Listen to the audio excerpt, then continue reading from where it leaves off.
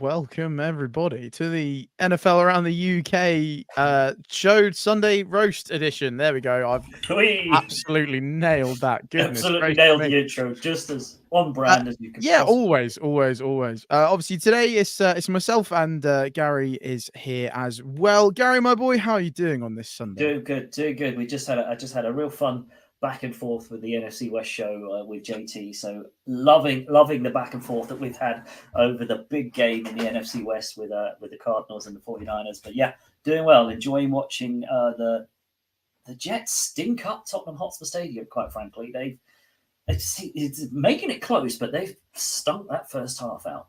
Yeah, it's a bit weird. Yeah, apologies if I keep looking off over this, but I've got the game on like right next to me. It's been a strange one. Like Minnesota dominated at the start. Now it just seems like it's become a real defensive like slogfest. Yeah.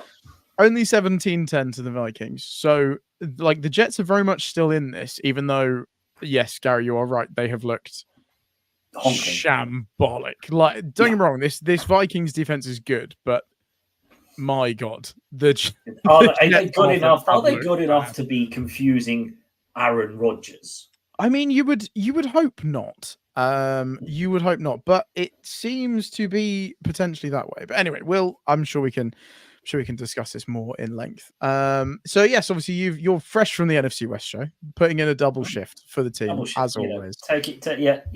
Some of us has got to do it. But here we are in NFL Sunday, one of the longest games of football, one days of football for US fans where they're watching football literally from like 10 a.m. in the morning all the way through. So how good does it get for US fans? UK fans, it's a long old day because it starts at 2:30 and we're still going at 5:30 in the morning if you're going to watch all the way through.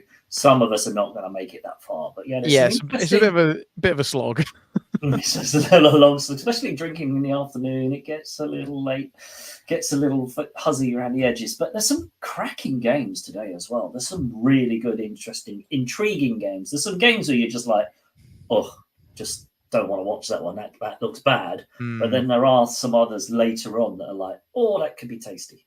There are some good ones. Let's dive right into them. I feel like because later on in the show the Vikings Jets will have finished, so I feel like we can maybe talk about it a bit better when that game is over. Maybe. Yes. Let's jump into some of the hot matchups there are today. Dolphins Patriots. Are we going to see the first ever 0-0 NFL game? Oh, we're going to see I reckon that's going to be one of those field goal only 6-3s. Really, yeah, because there was a game last season, wasn't there? I can remember who it was. Was it Giants? Somebody. Yeah, might have even involved the Chargers, but I remember there was one game that literally ended like 9-6 or something, wasn't it? It was an absolutely horrendous game. Yeah. Or was it the Ravens? Could be. There was someone involved, and it wasn't good. And I got a feeling that Dolphins Patriots game is going to be one of those that nobody. It's probably only going to show up on Red Zone because they kicked off. Yeah, and when the final whistle goes, and at the end, that'll be maybe the winning field goal on 30 seconds or 7 seconds left in the fourth quarter where the Dolphins win 3-0 or something like that. Cool. It's a painful one for the fans. Yeah, I do. You do feel for the fans there because neither of those teams are looking. I mean, the Dolphins are just falling off a cliff without their QB. I know, the QB is the most important sort of player on a team, but my God, the Dolphins look dire without Tua. I mean, absolutely just. We've talked about train wrecks and fire extinguishers. I don't think there's enough adjectives to give to how bad the Dolphins have been without Tua in the last few weeks. So I don't know. Our call for the Dolphins winning that division doesn't look great right now. But then I don't think the Jets winning it either. I mean, yours is looking okay, Matty, because I do believe you may well have called the team in blue to win that division. I did still go to the Buffalo Bills. I'm feeling good, but I'm fully aware. I'm still. I know how the NFL works. It's only week 5.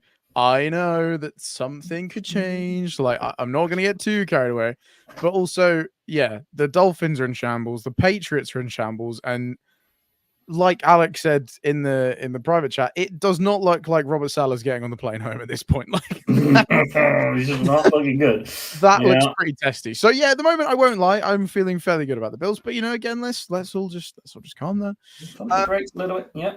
Well, let's jump into that game, because that to me looks like a tasty one. Bills Texans. This looks like it has got what it takes to be a spicy game. And I feel like both teams are kind of in need of a bit of a get right game. I mean, the Texans beat the Jaguars last week, but it was closer than it maybe should have been for a team that has been as bad as the Jaguars have been. Yep. And obviously the Bills are kind of coming off the back of getting their pants pulled down by the Ravens. So of all people, yes, quite. Of all the teams you don't want to get embarrassed by, maybe another team that is like, oh, these guys are going to be like the other contender in the AFC other than the Chiefs. That's a rough one to take. So this feels like a game that both of them are going to be kind of gunning for a big result for, and it's two exciting teams. Obviously, there's the whole Stephon Diggs thing. That's also going to be a bubbling under. Yeah, I feel like he's going to want to stick it to Buffalo a little bit. a little bit of a payback. A little bit of look what you're missing. Tank Dell's back and healthy. There's some rumblings there. I think it's got a match up there. That's if I was doing a game of the week. Mm-hmm. You can tell I've never done this before. Holy cow! Bang! Yeah, a bit further down is the sound, Matty. Scroll down to the sound. Absolutely rabbit. So there's a sound as well, Gary. There's a sound as well. There's a sound as well. Game of the week.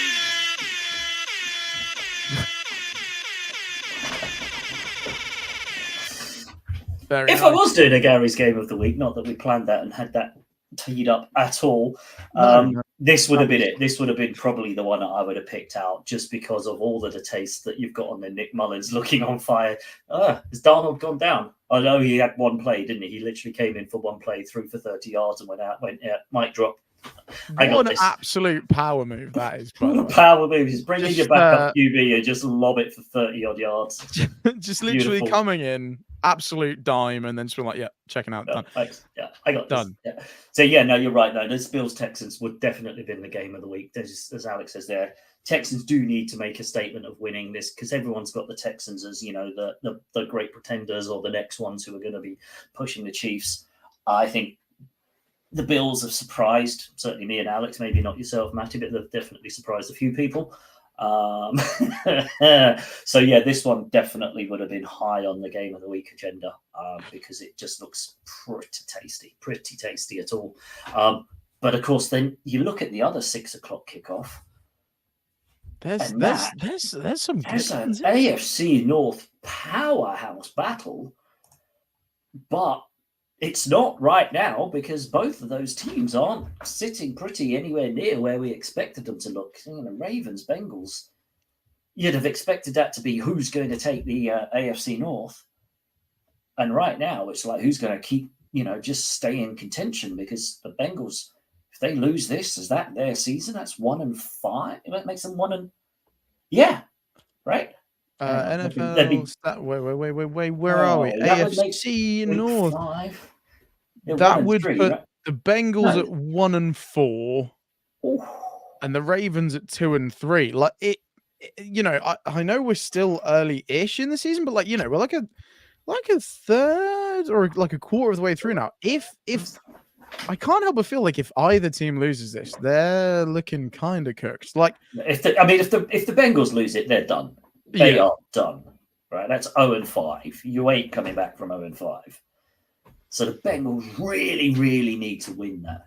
Yeah, and they're in a tough division as well. It's not even as if they're in like a bad division, so kind of going this far down, they can claw it back. Like this is rough. I mean, like none of us expected anything from the Steelers. They're 3-1 heading into this week. Obviously, Ravens haven't got off to a good start. The Browns, I feel like even though they're not fantastic, as soon as it comes to a division game, I would definitely have them as like, they'll be up for that. They could definitely, I mean, like we've said before, the AFC North just beat each other up. Like that's a feral division of 4 teams that are very combative. So that feels massive. Like you said, I feel like if the Ravens lose, I would still have some faith in them, but they're in a tough spot. I feel like if the Bengals lose, they're cooked. They're done. They're done. If the Bengals lose that, I would imagine that Joey Burrow sits for the majority of the rest of the season because, what's the point? 0-5, you're not making the playoffs. You're not even in on it. Why would you potentially risk your star QB getting injured? Why wouldn't you just go, right, guys, this season's a bust. Let's see what we've got in all of these other guys. Well, they'll only be 1-4. They did get that statement win over the Panthers last week. Right. While still allowing 24 points. Still allowing Andy Dalton to score 24 points. No. Statement. Yeah, it's a statement of one. It's a statement, but I'm not sure it's a good statement. It's not a good one, yeah. Right. So, you want to be making. Yeah, I definitely think the Bengals need this more than the Ravens. But does that cause it to be even more pressure on the Bengals, and then they maybe choke under that pressure? Potentially. I mean, as we said, like the Ravens last week, like the Bills were looking unstoppable, and the Ravens made it look like they were just like a team of dudes that just turned up. Like what the Ravens did to the Bills is outrageous. Yeah. So, like, this is like a must-win game for the Bengals. But I feel like of all the times you wouldn't want to be playing the Ravens is after they just as the Ravens start looking like the Ravens again. Yeah, like it's finally clicking, right? Like they figured out Derrick Henry in that system. Their defensive line just like after a point, it just did not look like there was any point where Josh Allen just had a comfortable time. Like they were on him. Like his legs were doing some work even when he wasn't rushing. Like the amount of just movement. He had happy feet. He had happy feet all the way through because he just could not settle. He could not have the time to do anything. So, yeah. And the Bengals O-line isn't the best. No, and I mean the thing that's really letting the Bengals down right now is their defense. Like if you just look at their stats, I mean, they've put up 102 points, which is one of the better scoring offenses in the league, but they've allowed 104. So like all of a sudden, even if you're putting up those kind of numbers on offense, if you're leaking that much at the back, of course you're going to be sat at like 1-3. It's you can't just. I don't know. Not every game can just be like rock and roll. Like we'll just outscore you, but wait, no, because we can't stop you. It's going to be tough. I guess another one, just quickly mention. Obviously, you've just spent a whole show discussing it, so we won't drop on it too much. But 49ers Cardinals, another divisional matchup. This one is looking a little bit tasty. This one is the Cardinals coming off of absolute no. Clearly, no. If as I say, the Bengals lose, they're benching most of their starters, trading away T. Higgins. They're done. They're cleaning shop and getting ready for next year. Cardinals, Niners, smash mouth, arm wrestle. Two teams don't like each other. Prime time on TV. It's going to be a battle in the heat. Crazy weather happening in like 95 degrees Fahrenheit, like something like 30 degrees. It's the beginning of October. What's going on? Why are you getting that? But I think this is a stonking matchup. I think the Niners just about take it, and I think it's a divisional game. Mm-hmm. The NFC West is renowned for cannibalizing each other. They always play tough against each other and stuff like most divisional games. For some reason, Cardinals Niners just match up really well against each other. So I think this is just going to be like smashing each other's faces in until one of us, gives up. And I think the Niners just have enough in terms of personnel to outlast the Cardinals. But I think it's a beat 'em up arm wrestle. Can't wait for it, quite frankly. Yeah, absolutely going to agree with that because I think this game might just be Matty's Mayhem matchup. There we go. Come on now. We're getting better at this. Come on now. Let's go. Yeah, I feel like this game just has the vibe of an absolute shootout. Like, obviously, I think the Niners offense has been operating really well, even when their stars haven't been on the field. But we've seen that the Cardinals, although they're at 1-3, so their record's not fantastic, they can put up numbers. Obviously, we've seen that, especially in the Rams game. Obviously, they were beaten up. This Niners team is also a bit beaten up. It's not perfect. We're definitely missing some pieces. So, and like you said, it's a divisional game. That changes literally everything. Like even if you have the worst team in the NFL versus the best team in the NFL, all of a sudden they know each other better. It changes a lot. I'm expecting Kyler Murray to potentially be doing some damage things. Hitting the over might be a bit brave. I think what's the 49? Over? 49 and a half. Yeah, 49. It's a lot of points on there. Yeah, the 49ers 50-0. No, maybe not. I think everybody in 49ers red would take that, but it's going to be some, I don't see it happening somehow. Feral resulting. No, me neither. But it's good for clicks, isn't it? So yeah, 49ers Cardinals. I think that's going to be a tasty game. But why not? Let's go for it. I'm going to go with hit the over. I think this could be. This could be a big scoring game. Do you think this is where the Niners offense finally kind of puts down a marker and goes, right, most of our players are back. We kind of had a bit of a week, Ayuk starts catching some balls. It's a bit of a statement of like, right, we're back. This is it, because it's a bit of a tricky schedule coming up for the Niners. Yeah. I think it needs to start clicking now, right? Yeah. Ayuk has started to look better. Trent Williams has definitely started looking better. Like his movement and stuff, especially going forward, is starting to look a lot better now. So I feel like it needs to start clicking now because, like you said, the schedule starts to get sticky. Like from here on out, it's a tough. Can't lose too many more after this. Yeah, I think on that front, that's definitely the game for the late kickoff. Avoiding the Raiders-Broncos game like the plague. That is, if there was a non-game of the week sort of sound, that would be it. That would be the what game to body swerve. That's the next Raiders-Broncos. Right. Alex Stinker of the week. There we go. Stinker of the week. There's something that we need to go. We've got a crazy game one. Alex can pick the worst one. There we go. There we go. Alex picking a 42. That's definitely hitting the over there. What a shoot that'd be if that is the case. Also with Alec, we'll let him guide the show from the comment section. I like it. He's going for an 80 burger from the Commanders. Now, Commanders against the Browns. The Cleveland. I don't know. The defense has been kind of stinky so far. The Commanders have been putting up big points. But I mean, has anybody ever scored 80 in the NFL? I mean, I suppose the problem is if you look at the last 2 weeks for the Browns, I mean, they've not given up big points, but they did surrender 20 to the Raiders, and obviously how much stock you put in their offense is questionable. They also gave up 21 to the Giants, and again, I feel like to the Giants. Don't get me wrong. The Giants aren't a total floating trash fire, but they're not far off. And giving up 21 to Danny Dimes is tough. So coming up against this Commanders team, who I think have taken a lot of people by surprise with just how explosive they've been, I don't know if it's going to be quite 80, but this could get pretty ugly for the Browns, especially if their offense, struggles to get some drives going and actually does anything. Yeah, because as good as your defense is, if they're doing nothing but being out there on the field and the offense isn't helping them out, it could get pretty ugly for this Cleveland team. Yeah, we saw it with New York last season. The defense basically just gives up after a while because all they're doing is constantly battling, keeping the team in it, and eventually they just be like, "We're done."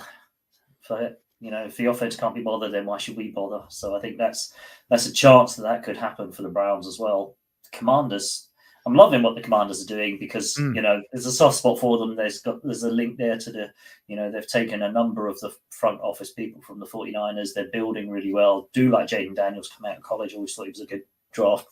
I think they're a little ahead of schedule, but I would say so. Yeah. I'd say that they are certainly punching, and they're a great watch right now. They're absolutely sort of, primetime bucket list watching because they're scoring points for fun. But that Browns defense, you can never write them out. No, and that's the thing. But it is in Washington as well. I don't know what the weather's like, but I guess that's going to be the biggest thing, right? Is if like I would trust that defense to hold the Commanders to a point, but like I said, they will also need help from the other side of the ball. And if they're doing nothing but just being stuck out there with like 3 and out. Oh, he's got first down, but 3 and out. They are going to need. They're going to need break help. Yeah. Or there's only so much they can do. So I guess I know we're saying they're a bit ahead of schedule, and I think again anyone would say that. And again, I feel like this is quite an interesting matchup just from the QB point of view, right? In that the Browns obviously sold a lot down the road to get this Deshaun Watson trade finalized. The Commanders have drafted a rookie. They gave him. Yeah, exactly. And the contract. And I am assuming Jaden Daniels is probably not on anywhere near as much. I'm willing to bet. I'm willing to kind of bet a lot on that. He's on his rookie contract. Yes, he was. But you see, like, ranked, just the vibes around both teams and around both quarterbacks are so polar opposite. So I feel like from that standpoint as well, if the Commanders absolutely embarrass this Browns team, like, I know they're obviously paying Deshaun Watson a ridiculous amount of money, but at what point do they have to be like, what is their plan B? Yeah. What is their plan B? Do they have a plan B? Because they kind of shipped out any sort of decent backup QB they had, because it's Deshaun Watson's team. But my God, he's not looked anywhere near the Deshaun Watson that they traded for 3 years ago. You cannot tell me this team would not be better off with Joe Flacco on the center. Yeah. Look at what Flacco was doing at the Colts, right? Yeah. He's suddenly elevated them to, lifted up their receiving core and everything else. So, yeah, I think that's Cleveland's another one. It's a car crash waiting to happen. The defense will keep them fighting for so long. But as you say, how long until they just go, nah, we're done now. Okay. Surely they have to. I feel like at some point, if they're going to get sick of going back off, they go, right, we held them, well done, lads, and then just sitting there. Literally, by the time they sit on the bench, they go, oh, we've got to go back out there again. Or they get to sit on the bench and watch. Must be like they battle hard. They manage to kind of hold them to a field goal, or they get a punt. It's like, right, guys, well done. Yeah, it's brilliant. And then they look at that offense and just go, oh, God, we're going back out there again, because it's just dysfunctional right now. So, yeah, another team teetering like the Bengals could quite quickly unravel. Another team that I think is close to unraveling, the Rams. I think the Rams are close to that unraveling point. Because they're so beaten up. They're so beaten up. They're not getting any fitter. Got a tough game against the Packers now. They start to lose. They could potentially start to lose connection to the bottom of that NFC West. Yeah. A few games in, 2 or 3 weeks, if they lose the next 2 or 3 weeks, then suddenly they're like, Matthew Stafford's only 2 big hits away from being injured. Maybe we should see what Stetson Bennett's about and stuff like that. So that's another team that I think are getting quite close to being on your radar for your of the old crisisometer. Are we gonna have to hang on? We're gonna crack that on a Sunday. It's time to dust off the old crisisometer, No, not just yet. That's a midweek thing. But I think they're going to be close on that one. Yeah, I get what you mean. I also feel like, see, this might just be a me thing, and I'm sure I'm just going to get told I'm a hater for this. I'm kind of getting there with the Packers as well. I feel like the Packers have had a bit of a rough ride of it, and obviously I know Jordan Love is coming off injury. They're 2-2, but last week Jordan Love just did not look like he should have been out there. It feels like they've kind of forced him back in for the sake of kind of forcing him back in. And I just feel like, if you're at 2-2, is it really worth forcing this guy that you've hinged so much on? Like, what if he'd have gone down again in that game and had been out for extended period of time? Because Malik Willis did a perfectly adequate job the week before. Yeah. Why rush? I know he's your QB, he's your QB1. Excuse me. If your QB1 is fit, he plays. But surely your QB1 plays if he's 100% fit. Yes, it's not worth the risk. Surely. This early in the season as well. It's not as if they need to win this and then playoffs start next week, right? If you wanted to rest him now, surely this is the perfect time to do it. And I mean, and against a beaten up, broken down Rams team is the prime example to kind of go, Jordan, are you 100%? Yeah. No, sit this one out. Malik's because they threw him in against the Vikings, as if the Vikings aren't tearing quarterbacks a new one on the regular right now. It just seemed like a weird call to me. But yeah, I feel like you said, unless he is 100% ready to go, this feels like a good team to rest him against. Obviously, the Rams did pull off that result against the Niners, but since then they've just gone back to looking like they just look beaten up. Yeah, they just look broken and beaten up. Yeah, and it's not their fault. It's not the coach's fault. It's just one of them years for them so far. Like they've been beaten up, and I think it's next week they've got a bye ?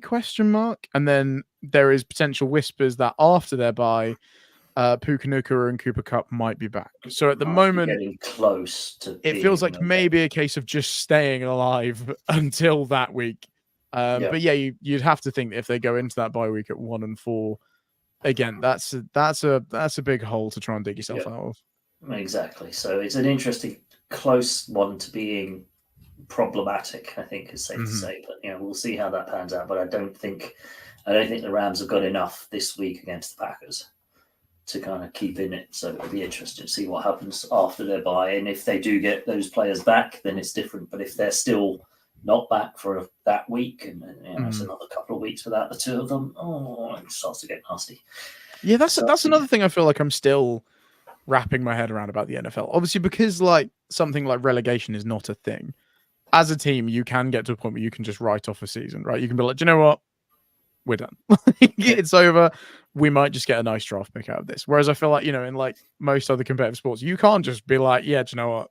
We'll sack this off. We'll go down. We'll be all right. Like it's obviously a way different thing. But yeah, the Rams do feel like they could be getting there. Like, especially if they lose this, bye week comes around and Kupp and Nacua are still beaten up. Like, at what point you just like, do you know what? That's like, let's see. This has got. I mean, competitive edge and all the stuff. They can't write it off. They can't tank the season, honestly, because no team's ever tanked a season for a decent draft pick before. Absolutely not. Never happened. Right, it's not done. It's not the done thing. Nobody does that. It's never happened. No, didn't hear it here. No. We didn't cast any sort of aspersions on teams for doing that. But it does seem like Brian Flores' lawsuit about again. Anyway, Dolphins from Tank. But yeah, coordinator. But yeah, moving on. Sorry, yes. Moving quickly on from that. So I don't think. Oh my God! Wow! Wow, dear. Alec from the comment section with the mic drop. Coming in with the absolute facts against the Rams. Wow, that's meant. I mean, to be fair, I know there was that one game he was fit for where it felt like he literally got every single target. Like, I remember watching the highlights and it was literally just Stafford drops deep, throws to Kupp, Stafford drops deep, Stafford, and I was like, hello.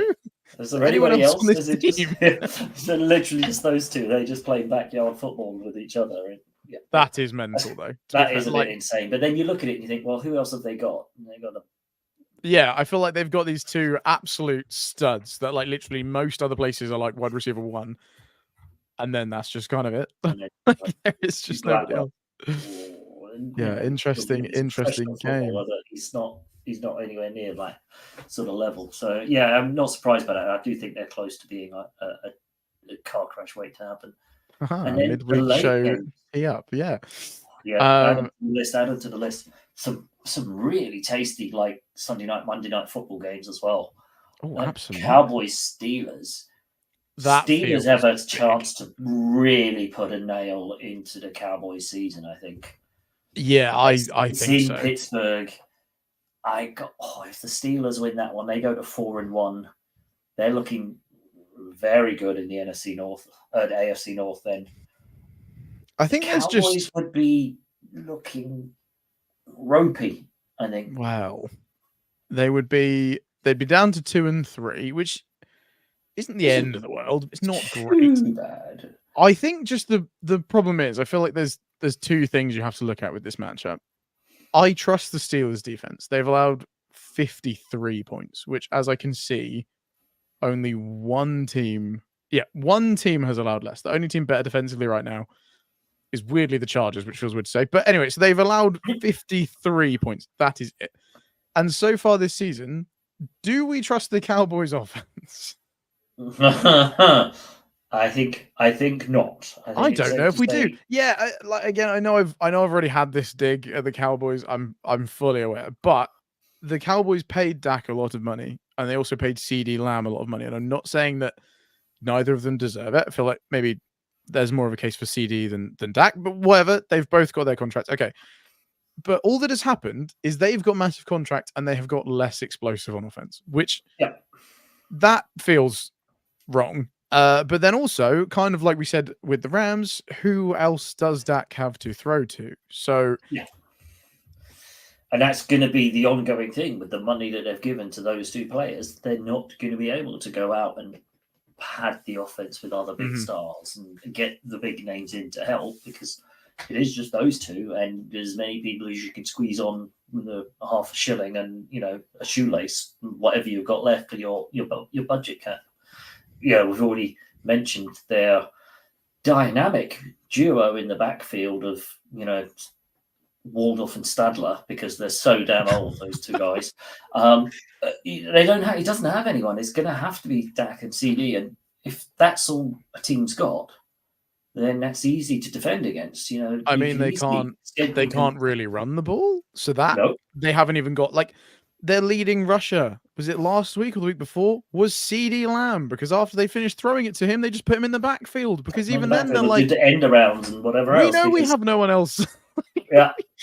It's it's worrying. And like I said, of all the defenses, if you're in a situation like that you probably don't want to be coming up against, it is a defense like this Steelers team who are they're gonna play you hard. They're going to bully you, and they're going to shut down your best offensive weapons. When you only have one offensive weapon that is really a threat, that quite quickly becomes a problem. Not even just a Cowboys bash, because I know people are going to say I'm a hater, and to be fair, they're not even remotely wrong. But I do not have any faith that the Cowboys really come out of this looking good, which probably means they're going to absolutely demolish the Steelers now, and CD Lamb's going to have 1,000 receiving yards or something. Yeah, absolutely rip them to pieces. Yeah, it's like I'm not feeling good about this from a Cowboys point of view. Yeah, I could see this being like time to take stock, Dallas, because things aren't looking quite so rosy in Arlington after going down to the Steelers on, especially at Sunday Night Football. It's prime time. Everyone's going to be watching it. Although, as we say, it's going to be the last game of a very long day of football for the American fans. There could be quite a few broken television sets at the end of that game, I think. And I'm here for it. There's nothing I like better than seeing Dallas Cowboys fans absolutely losing it when their team loses and smashing up their own property. It is just one of life's great gifts. This is why you love the NFL. People. This is why you love the NFL. It's those sad shots of the Cowboys fans as their season disintegrates and TVs being smashed off the walls, thinking that will make any difference to their team. Yeah, I love just waking up on Monday and just watching the chaos unfurl on Twitter. You're like, good. This has been happening while I've been having a great sleep. I've woken up and now I get this. Like, what? I get the joy of this, of watching this sort of meltdown. That's one of the joys of being a UK fan. And that last game of the week, actually, I'm just looking at it now. The Saints at the Chiefs. The Saints have been probably the surprise. all in Cowboys with Jerry. He said it. That's what counts. And what I loved about it, and Alec, I don't know if you saw it during the week, but did you see the Jerry helicopter? Yeah, he went to training, didn't he? He landed his helicopter on the practice field whilst the players were practicing. I mean, could you get any more Jerry Jones than, hey, sorry lads, you need all the practice you can get, but I'm just going to come and land my helicopter up. He just feels a bit like him flying in is like he has to make an entrance. Like, he is Alan Sugar, and all of his players and coaching staff are like just the rest of the people on The Apprentice. Yeah, or if for an American audience, he is Donald Trump, and everyone else is like, it feels like that is the dynamic. I feel like you see it's Jerry world. We're all living in it. Yeah, big time. And it doesn't help himself. It doesn't help his team, but he probably doesnn't care. Does he care? Does he really care? No, absolutely not. He's sitting there watching the money roll in, and he's like, "That'll do." Yeah. But yes, like you said, Monday night game. Yeah, the Saints have been looking tasty. I don't think the Chiefs are going to care what I say to them. They're off the back of 2 Super Bowls and they're 4-0, but they have potentially been the most underwhelming. Was it 4-0? Yeah, 4-0. They are 4-0. They're unbeaten, the most underwhelming 4-0 team I have ever seen. Yeah, just I mean, so bad they're taking each other out. Yeah, that is about as catastrophic as That's a play about could as possibly go. catastrophic as your star QB takes out your star wide receiver after throwing an interception. On like one of the earlier plays in the game as well. It's not even like he's at least he's had a good game. Stage. Yeah, that was early doors, and he's thrown a pick six, which was just badly thrown. Like he just overthrew Travis Kelce by a long way. It was bad. Yeah. And then Rashee Rice makes a fantastic move to get the ball out. Excellent. Oh no, my ACL's gone. Like, and then looks down and realizes it's his own star QB who's done it. Of all the people to have absolutely pummeled you, it was the guy you trusted most. Yeah. Again, I'm sure they're not going to care because their defense is performing still very well. And I think we would all be amiss to say that Steve Spagnuolo is not still pulling the strings, that he's looking incredible. And he just keeps doing it and doing it and doing it. Like, I feel like I'm waiting for that. Like, oh, somebody's figured Steve Spagnuolo out. But like they haven't. The defense just keeps pulling out plays and plays and plays. But yeah, that offense is worrying. And if the Saints can go back to being explosive, because I know last week they had a bit of an off week, right? Saints Falcons was a fairly high scoring game, but it's not pretty high. It's not quite how they started out the season. Like they started out the season on absolute tearing up a strip, didn't they? Yeah. So yeah, I'm excited because I think this is two teams that kind of need to turn up here. Like, again, I know I keep saying this and it's weird because the Chiefs are 4-0, but they kind of need that statement performance because at the moment it just feels like they're shambling through, and eventually they're going to get caught. Eventually, someone's going to find them out. Although you keep looking at that AFC and it's like teams are just falling over themselves. Everyone is falling over themselves. Yeah, literally. It's like there's nobody in there. Colts. Also, can we just, whilst I'm thinking about this, somebody needs to have a word with the Colts head coach because your QB gets pinged up, gets damaged, carrying an injured hip, and he comes back in the play after, and you call a QB run. What the actual are you doing in Indianapolis? I'm sorry, that's just like. You've got this guy. You've drafted him highly. He was injured after 3 games last season. Yeah, you've obviously invested a lot in this guy. Right? Invested a lot. If you got to game, look, he's got to week 4 this week. Great. This year he's got 1 week further on. I know what we'll do. We'll break him. It's lasted longer than our Aaron Rodgers joke. So he's doing well. Great. Let's put him in. Now, is he injured? Oh yeah. Is he okay? Well, he's a bit banged up, but he should be okay. Whatever you do, just don't call a QB run. Oh, I know. We'll call a QB run then. Oh, he's injured and he's out for the game. There's a shocker. What the freaking hell? Are you trying to take the Panthers' job? I think that's the craziest thing about that situation, right? Is like, okay, putting him back in when he's maybe like questionable. Okay, just be like, right, let's just either run runs, it off, hand it off. Or just quick, like get rid of the ball really quickly. Just do not put him in any danger. Don't put him directly in the line of fire where he is your head guy just running into a sea of opposition jerseys. That's beyond questionable. Like it's stupid. Like there's no other word for it. It is suicidal almost, but it's like coaching suicide of what you've just done there. What were you expecting to happen? Yeah. Oh, he's a bit dinged up. He's got a bad hip. He's a bit injured. Well, I know what we should do. Yeah, let's give him basically a QB That's the literal definition of you'll be all right. Just run it off. Like just run it off. Literally run it off. Oh no! Don't run it off, you idiot. Okay, off you go then. Right, off to the changing room. We'll see you in a few weeks' time. Honestly. Yeah. Anyway, questionable decisions. Obviously the Colts have been a bit spared. Actually, we haven't gone in on them just yet. Well, now we have. Yeah, we'll get to the Colts game in a second because that's another big divisional game, and we'll get to that in a second. But yeah, Saints Chiefs. This just feels like two teams that I don't know which team is going to turn up. Like all of a sudden, the Chiefs could just turn up and absolutely rip them apart, and you'd be like, "Yep, there they are." There they are. But it just feels like their offense is so beaten up now. Like, other than maybe Travis Kelce and Xavier Worthy. Yeah. The speedster. Xavier Worthy, right? The speedster who can literally just do go routes and run past people. And granted, he got a 54-yard bomb last time out. Mm-hmm.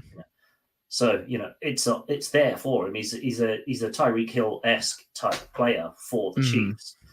So that's obviously what they've replaced Tyreek Hill with this guy. But Yeah. that's what they've got. They've got Kelsey and Worthy. And the terrifying thing, that's all they've got, and they're 4-0. Yeah, It's like, that's what I mean. This is why this rant feels so odd, because it's like, come on, Chiefs, get with it. Stop theory, winning games and being like unbeaten. And this should be at like 2-2 or like 1-3. But just with how they've been playing and the fact they're at 4-0, it's like, God, could you imagine what they'd be like if they actually played good? Like, it's scary. It's scary. I mean, like, half the side of the ball is playing well. That defense is still unreal. Like, I don't know how they do it, but that defense is still as scary as it has been. But how long can they just keep getting away with the offense misfiring? Like, surely it's going to catch them out. But then also, it's the Chiefs. Like, maybe it just won't. Maybe it won't, and if it does catch them out, then maybe the referees will help them out anyway.